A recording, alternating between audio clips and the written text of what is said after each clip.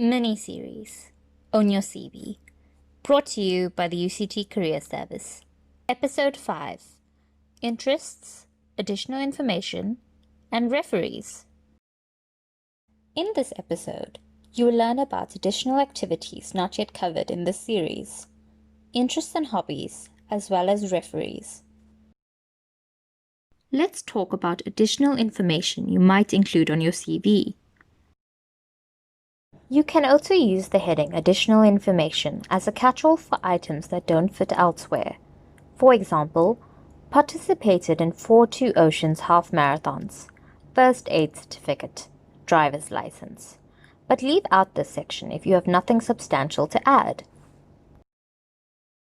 It's important to state from the onset that you do not have to put hobbies and interests in your CV.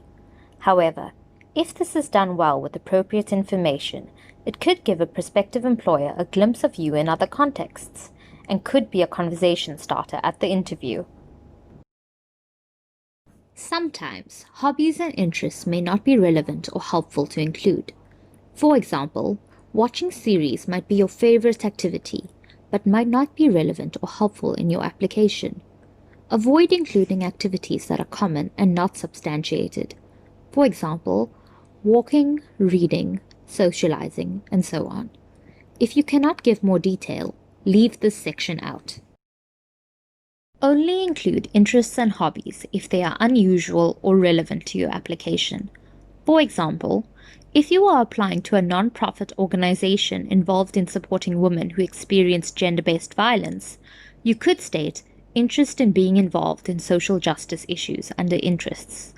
Or, if you are applying to a global organization that prioritizes sustainability, you could include member of environmental lobby group aiming to reduce carbon emissions worldwide.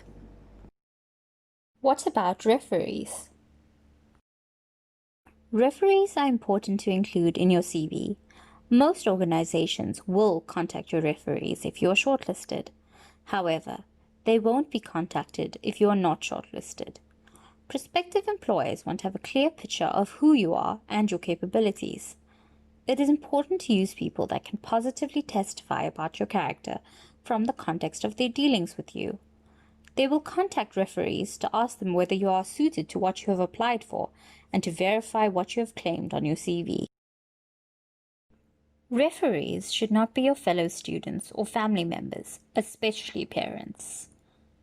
Choose someone who is in a position of authority who knows you well.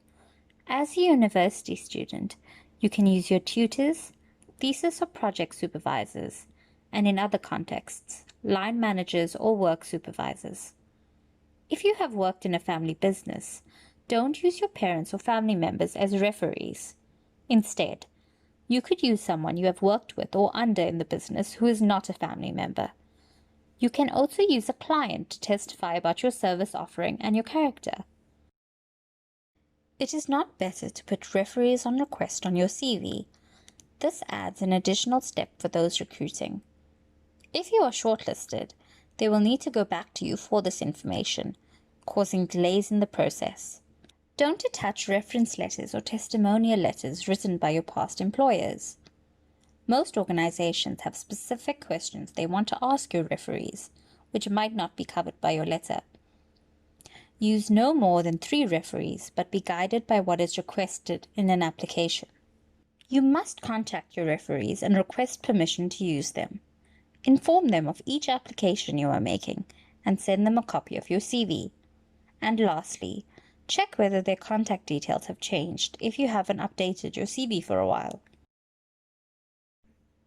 Include your referee's name, job title, name of organization, email address, and telephone number.